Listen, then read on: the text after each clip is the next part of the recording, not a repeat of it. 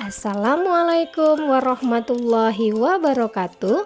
Perkenalkan, saya Miftahul Jannah, calon guru penggerak angkatan 9 dari SMK Unggul Negeri 2 Banyuasin 3, Kabupaten Banyuasin, Provinsi Sumatera Selatan. Dalam video pembelajaran kali ini, saya akan memaparkan demonstrasi kontekstual dengan tema pendidikan yang berpihak pada murid.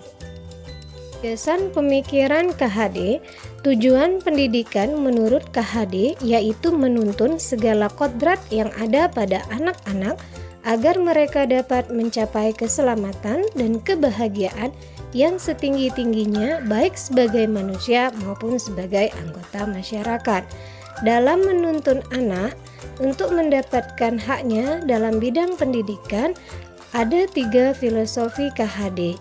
Yang pertama, ing ngarso sung tulodo, maka guru ataupun orang tua akan menjadi suri tauladan bagi anak dan siswa. Filosofi yang kedua, ing madya mangun karso, yang di tengah memberikan semangat ataupun ide-ide yang mendukung. Dan yang ketiga, tutwuri handayani, yang di belakang memberikan motivasi. Metafora pemikiran KHD.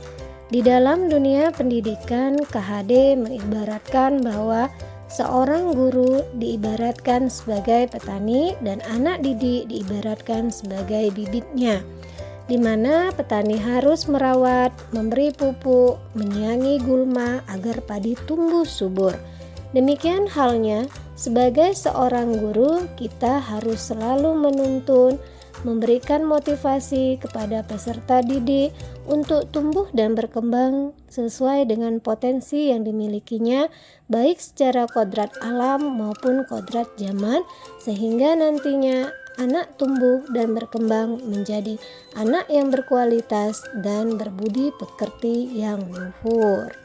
Pemikiran KHD yang dapat diimplementasikan di sekolah-sekolah, khususnya di sekolah saya, diantaranya adalah 1.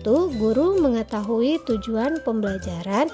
Maksudnya adalah guru dituntut untuk mengetahui tujuan pembelajaran demi menciptakan pembelajaran yang menyenangkan dan bermakna bagi peserta didik.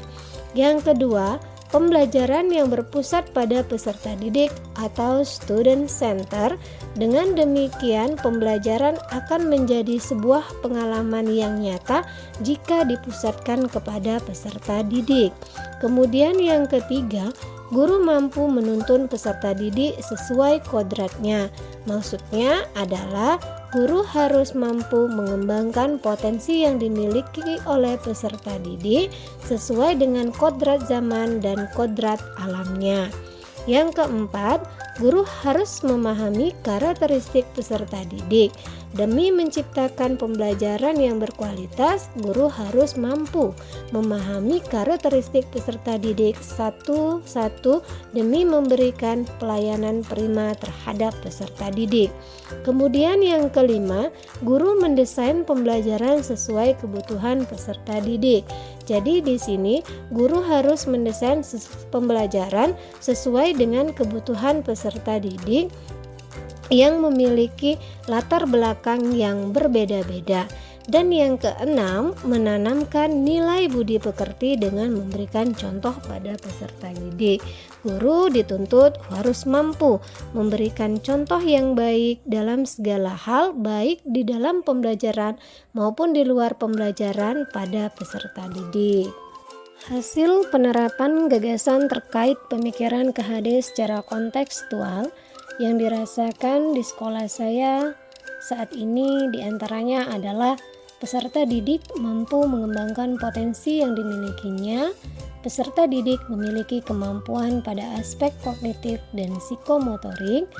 Peserta didik mampu mengembangkan ide, berpikir secara kreatif dan inovatif.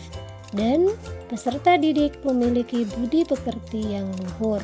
Hal ini adalah dampak daripada penerapan gagasan KHD secara kontekstual dengan konsep merdeka belajar.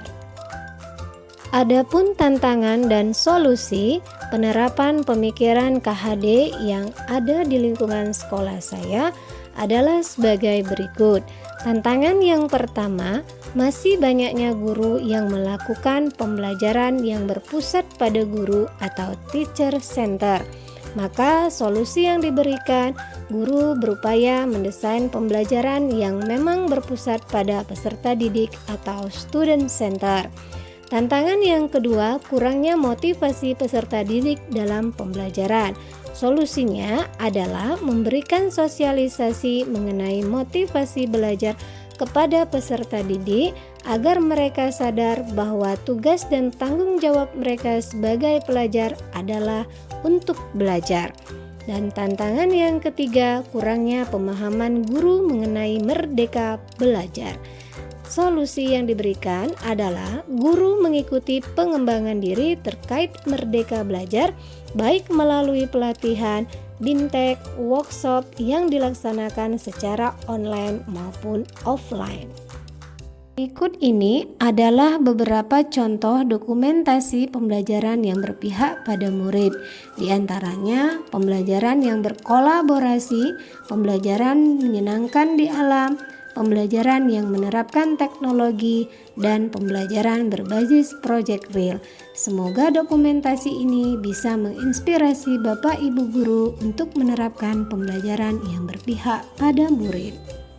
Sekian video pemaparan saya mengenai demonstrasi kontekstual